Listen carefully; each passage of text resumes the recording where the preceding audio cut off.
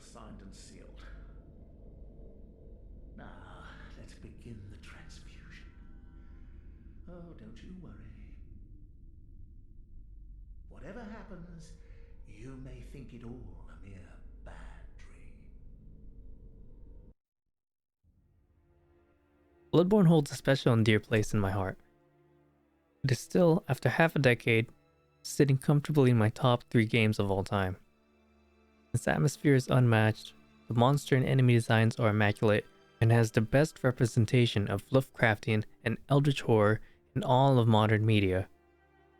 Above all, its aesthetic is one that I have not been able to find in any other game.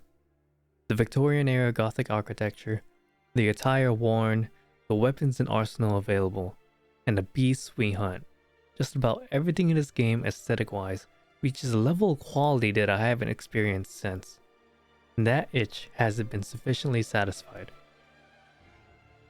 When the game first released in March 2015, I, like many others, was hyped about it beforehand.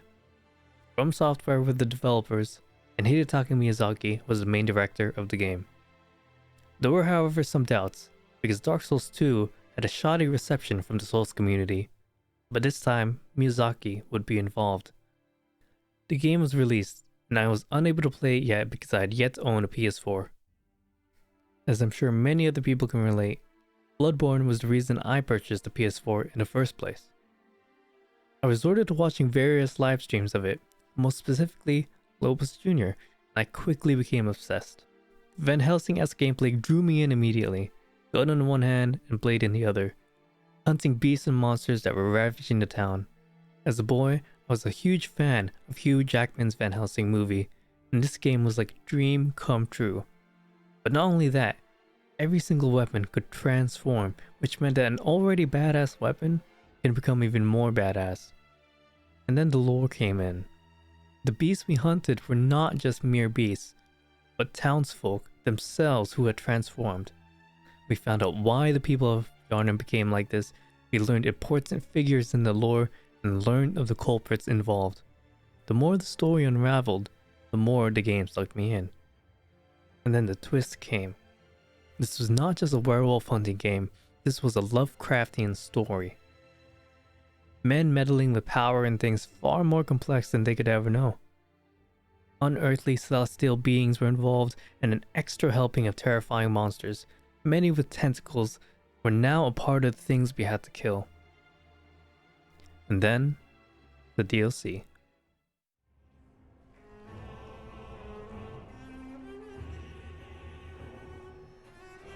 You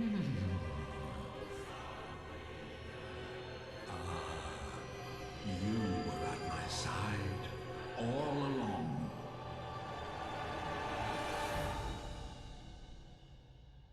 My true mentor, my guiding moonlight.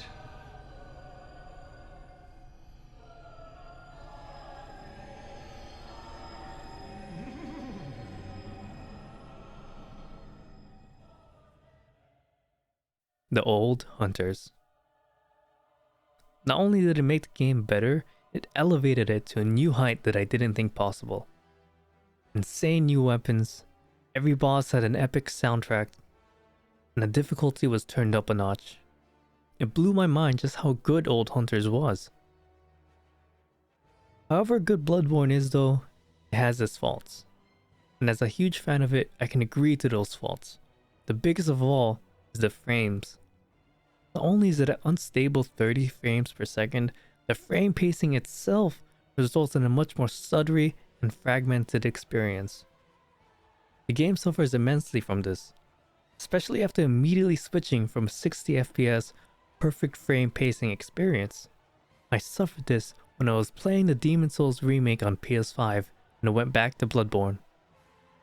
The most unfortunate part of this is that From Software put a hard 30 FPS cap on the frames and possibly have the frames tied to the game's physics, animation, etc.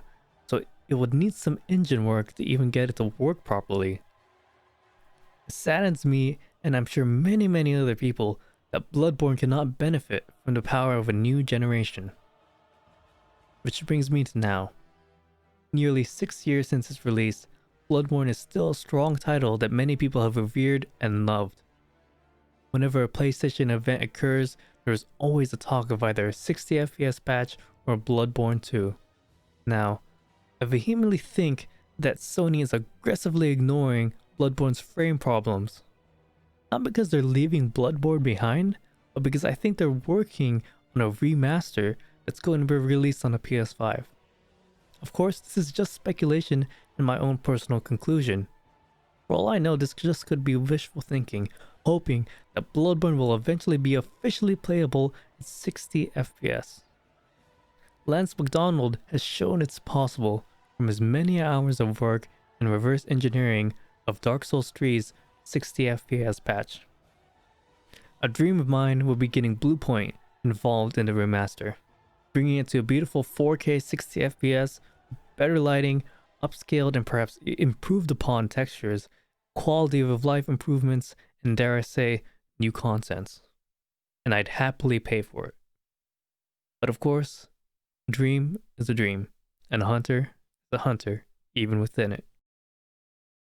Thank you for listening to me gush about Bloodborne for over 5 minutes. As I said before, it holds a very special and dear place in my heart. We're nearing the 6-year anniversary of its release, and I recently even played it on stream because I just missed it so much, which you can follow on the top right link. I hope I may find other hunters when we return to Yharnam in 2 months, and maybe, just maybe, they'll be in glorious 60 frames per second. If you liked my video, give it a thumbs up, I'd really appreciate it. And if you loved it, hit the subscribe button and the notification bell. It would make my day and you'd know the next time I upload a video. Anyways, thanks for watching and happy hunting.